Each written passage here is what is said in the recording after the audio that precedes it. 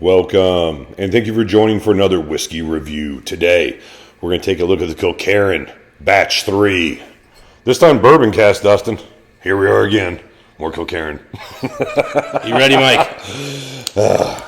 Here we are again, trying to appreciate this whiskey as much as everyone else does. So, it is not for lack of trying, YouTube. It is not for lack of trying. All right, I'm pouring myself a little bit heavier, so I want to get in this whiskey, make sure I don't miss anything. This time, again, all bourbon, maturation, 8-year-old whiskey. Kilkerran, this one, 46, yes? Oh, no. This Cask drink, buddy. 56.5. 56.5. We drank this one down throughout the year, so we've had this whiskey a number of times, Yeah. Dustin. We feel like we're ready to bring it to the folks. So, if anybody wondering, they complained last time on the port that we hadn't had enough of it yet, so is this enough? And I'm sure everybody can now go and pick this up because, that's how whiskey works. We can take a couple years to really get a proper review, and then you can pick one up. Yes. All right, this time, bourbon, let's get to it, my friend. Clean. Yeah. Especially for this distillery. Well, this is Ex-Bourbon, and it tells me right away. Part of the issues I had with the last whiskey were not from the malt. It was very much from Cask maturation. Yeah, I'm getting a lot of heavy vanilla here. Vanilla. A little bit of gritty vanilla, if you will. There's a bit of an oak note that I'm trying to figure out if that's like a barley husk or it's just a really dense barley, or if it's wood. Yeah, it's either barley or a freshly charred cask. And I'm not getting charred cask notes here, but usually you think 8 years old to get an oak note. That's a little bit early. For Scotch, now you got to also remember, Mike, 8 years is a very young whiskey, but 8 years in a bourbon cask is substantially different than 8 years in a sherry or port pipe because it's such a smaller vessel. More contact. There's more contact with the wood, so it's going to age it faster, all else equal. Yeah, and actually, the sweetness here, just a twinge of caramel with this one too. Yeah, I was going to say, there's almost like a little bit of just a slight citrus note. Maybe it's lemon. I don't think it's orange. I would say it's could be a pear, maybe. You could convince me pear, but I'd say lemon or pear. Actually, light and subtle, but it's very nice. I actually almost the fruit note is almost kind of Lagavulin peach-esque. Ooh, you're not disagreeing. Now, I'm getting a hint of maybe smoke. I would have thought barrel, but I do believe this is a very slightly peated malt. I have to say, though, I tend to get very little smoke on Kilkerran, but I know a lot of people do get a good bit of it. We just had a Springbank earlier. And Springbank, is lightly peated, 5-10 ppm, something along those lines. I'm getting a very similar ppm level from that. I've always thought these were a little bit lower, and, you would think at 8 years the peat should be a little more obvious. Yeah. It could be lower ppm, and it's just a younger whiskey, for sure. That could be the case. But the point is, yes, I am getting a little bit of that. And again, the oak note on here, and again, I agree it's the oak note on a barley note, which the barley note's here too, and that's why I can just distinguish between the two. I will say that it is impressive for only being in wood 8 years. Yeah, I'm getting nothing negative. I'm not getting any metallic notes on here. I'm not getting any fresh still notes. It's actually very well put together. Yeah, I wouldn't even think that. The only reason why you would even bring that up is the last one we had. There was a... Yeah, so at least on the nose, an impressive young whiskey. I can't recognize this whiskey with that port at all. They have nothing in common on the nose. This is very, very nice. I would almost argue this is an incredibly elegant nose for an 8-year-old whiskey. Just simple bourbon. I don't know if it's first fill or not. That's what I was kind of seeing if I could find, but there's no reference. Yeah, you get a lot more citrus on the palate. So it's barley rich. It's really dense on the palate. It's a dense woodiness. Woodiness kind of almost reminds me of some of the Lefroy Cartouches. Not from a cask maturation standpoint, just from kind of an oakiness standpoint. But sharp lemon in this. And then good finish, strong. The ABV kind of really pushes this whole experience through. It doesn't come off as young as 8 years old. It comes off as a little bit older of a whiskey. And then, good linger here. Almost kind of a little bit of pine here at the very end. There is, I'm trying to determine if this is peat, oak, smoke, or almost like a mulch kind of a note going on here. It's a very earthy, barn kind of thing. It comes in mid-palate. It goes all the way through the finish. Like you said, a lot of citrus up front. Good vanilla. Sweeter, a little bit more sour than I expected.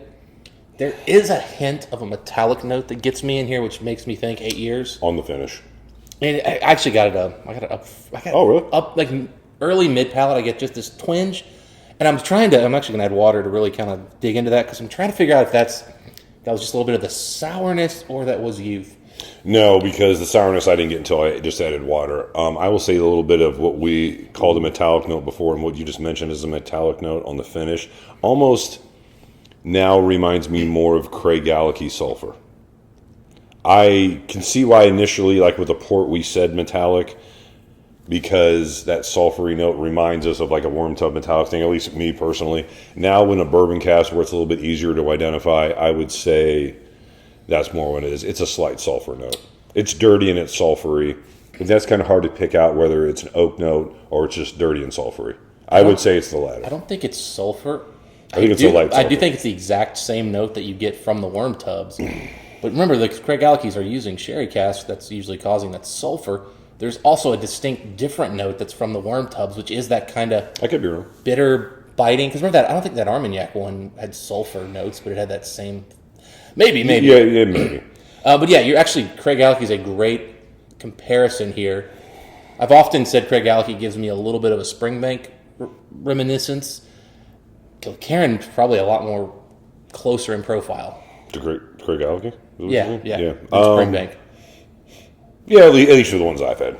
We've had a few Kilkerrans now, so. I mean, there's things about the funkiness about Kilkerran. I can sachet in the Springbank with that. But, again, when now I'm more identifying as more sulfur or the dirtiness of it, I sort of liken more to different distilleries, such as Craigellachie. Up front, the sweetness on this thing is actually really nice. Very easy drinking. I mean, that up front note is something that like a Glenfiddich or a Glenlivet could put out in a whiskey, and you could bring the masses together. It'd be able, giant, everybody's going to like kind of profile.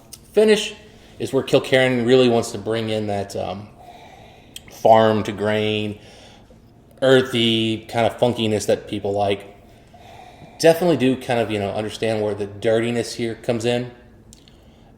That said, I think this is actually a really well put together whiskey. Not a huge fan of some of that dirtiness on the finish, and that's where I think, sherry cask, partial maturation, not 100%. We'll clean it up a bit. Would give it a really nice, it'd play well with that. Well, my final thoughts on the nose are, with a little bit of water, I got a lot more vanilla. And you're right, the barley rich note almost sashayed in kind of a dusty hay. And you mentioned sour before, I didn't get it, but it's just there on the tail end when you add a little bit of water, and not totally unpleasant.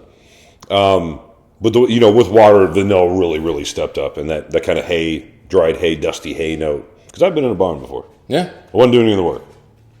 I hope you wouldn't expect it. No, most of my cousins do work, but I know the smell. That's that smell. Very earthy, farmy. It comes off much better here with bourbon cask maturation. Super desserty, really, with water for me, Mike. I mean, it really picked up the desserts. I actually really like the nose a lot with bourbon. Sorry, with water from the bourbon. What'd you pay for this? These back in the day were about $80 Cask strength is not bad value. No, not at all. So where as far as whiskey score on this one? I'll give it an 87. That's exactly where I am. Tell me why, though. So, love the mouthfeel.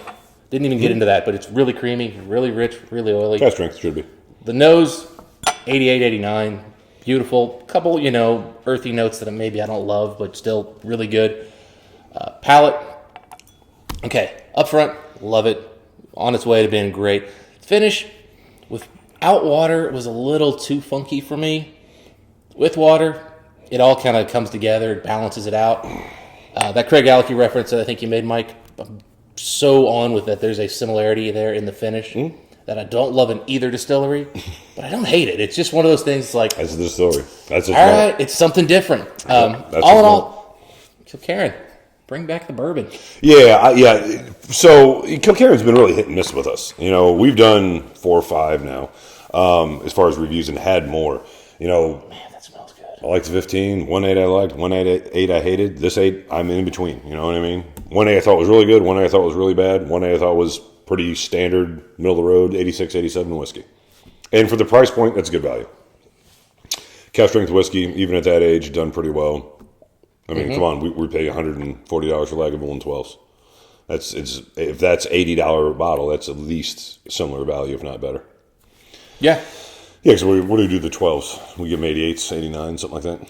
So it's right in the same range. Yeah, I think I gave a pretty high score to the last one we did because it was, or the 2021, the last one. The point is, they're usually around 88. So this is an 87. They're cask strength whiskeys. This is a little bit cheaper, a couple years younger, but I mean, this is a good offering. Yeah, I mean, honestly, if this was 10, 12 years old, man. Yeah, I think the Cask did a really good job at this age. I mean, I probably if it got older, it would do a better job. But the vanilla's rich in this, which for an 8-year-old whiskey, that's not a given. I've had Ardbegs that are probably around 7, 8 years old, and they did not come off as well matured as this. This has me thinking maybe it's a first fill bourbon.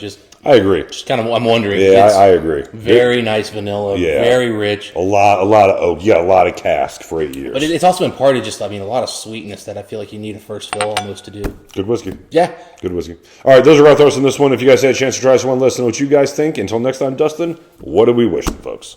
Happy drinking. See you next time.